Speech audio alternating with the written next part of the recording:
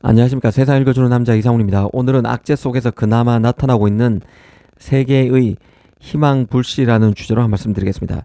한마디로 충격이었습니다.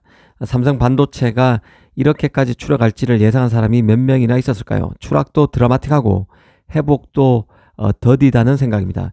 이 반도체 분야의 1분기 영업이익은 1.1조에 불과했습니다. 하이닉스의 7.4조와 비교하면 7분의 1 수준입니다.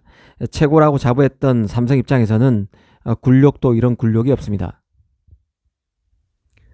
삼성이 그래도 최강으로 인정했던 것은 강력한 메모리 실력을 기반으로 세트, 파운드리 등 종합 반도체로서 포트폴리오가 갖춰져 있다는 점에 있었습니다.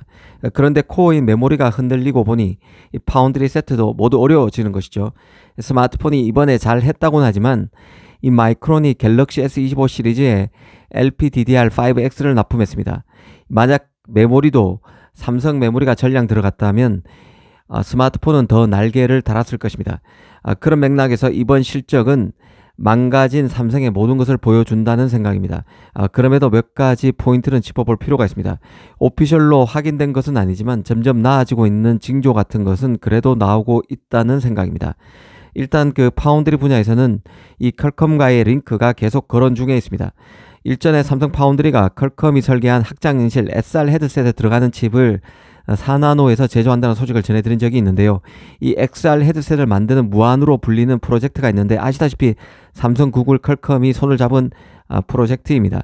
삼성이 퀄컴, 구글 등과 협력해서 XR 헤드셋을 개발했고 여기에 들어가는 퀄컴 설계 칩을 삼성 4나노 파운드리가 만든다고 이해하시면 됩니다. 이 XR 헤드셋을 올 연말 출시 예정인 것이죠.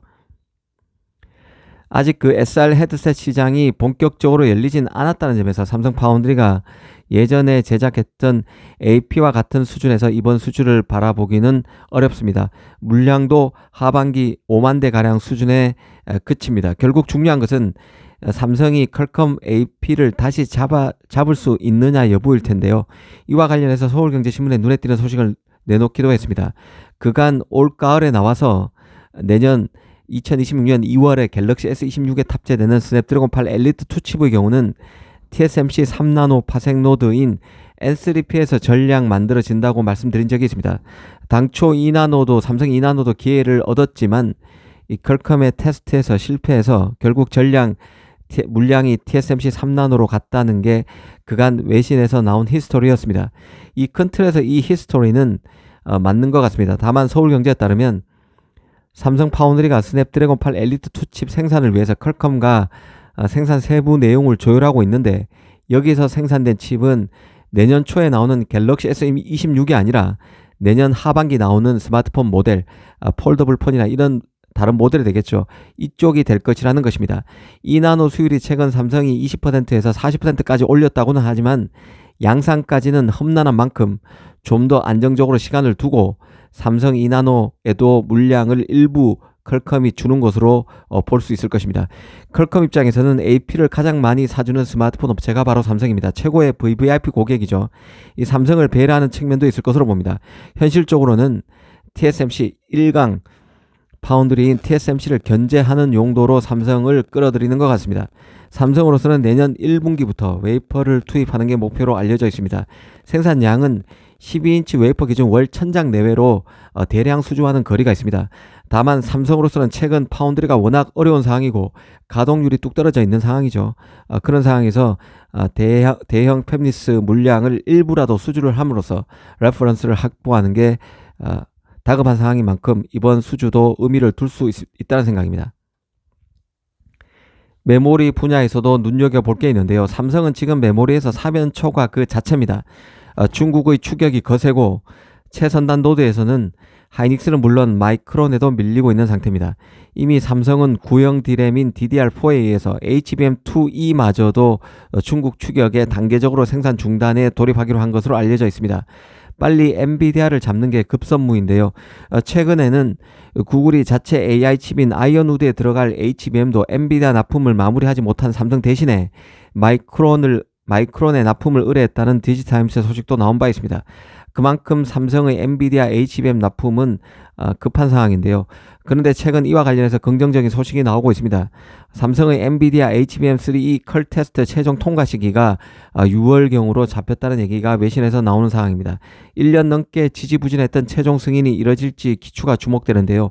핵심은 지난 3월 엔비디아의 온양 캠퍼스 점검에서 삼성이 요건을 충족했다는 것이고, 그래서 6월 쯤을 최종 컬 테스트 통과 시점으로 삼성이 내부적으로 잡고 작업 중에 있다는 것입니다. 이게 국내 언론에서 일부 나왔고 외신이 이를 받아쓰고 있는 상황입니다. 아시다시피 엔비디아는 자신의 최고 GPU에 HBM3 12단 제품을 쓰고 있습니다. 하인스가 대부분 납품하고 있고 마이크론이 일부 이제 납품을 시작하고 있는 상태죠. 엔비디아는 올해인 2025년 하반기에 블랙엘 울트라 B300을 내놓습니다. HBM3 8단과 12단 납품을 모두 못하고 있는 삼성 입장에서는 하반기 블랙엘 울트라 B300에 HBM3 12단 제품을 납품하는 데 사활을 둬야 할 것으로 봅니다. 삼성 입장에서는 브로드컴에 대한 HBM 납품 가능성도 잘 봐야 할 이슈입니다. 일전에 삼성이 브로드컴에 HBM3E 8단 제품 납품이 임박했다는 소식을 전해드린 적이 있습니다. 브로드컴은 아시다시피 마벨과 함께 빅테크의 칩 설계를 도와주는 기업입니다. 주문형 맞춤형 칩 같은 경우는 기본적으로 학습, 추론 등의 철저하게 특정 기능에 특화되어 있기 때문에 GPU 대비 가격과 전력 소모 등이 낮습니다. 그렇다 보니 구글, 메타, 틱톡 운영사인 중국 바이트댄스 등이 다 브로드컴의 고객인 것이죠. 앞으로 AI 인프라를 구축하게 되는 많은 기업들이 브로드컴의 힘을 빌릴 것입니다. 이런 브로드컴에 삼성이 HBM3 8단을 납품하게 되면 삼성으로서는 비즈니스 확장력이 생길 수 있는 것이죠. 이번 실적에서 나타났지만 전반적으로 삼성 상황은 최악을 지나고 있고 회복도 더딘 편입니다. 기술 주도권을 이미 내준 상태이기 때문에 다시 이를 되찾는 데 얼마만큼의 시간이 걸릴지 또 그게 가능할지도 사실은 미지수입니다. 다만 작은 기회를 살려서 더 큰 기회를 만들어 가야 하는 것만은 분명한 것이죠. 오늘은 삼성과 관련해서 작은 희망의 불씨를 한번 짚어봤습니다. 감사합니다.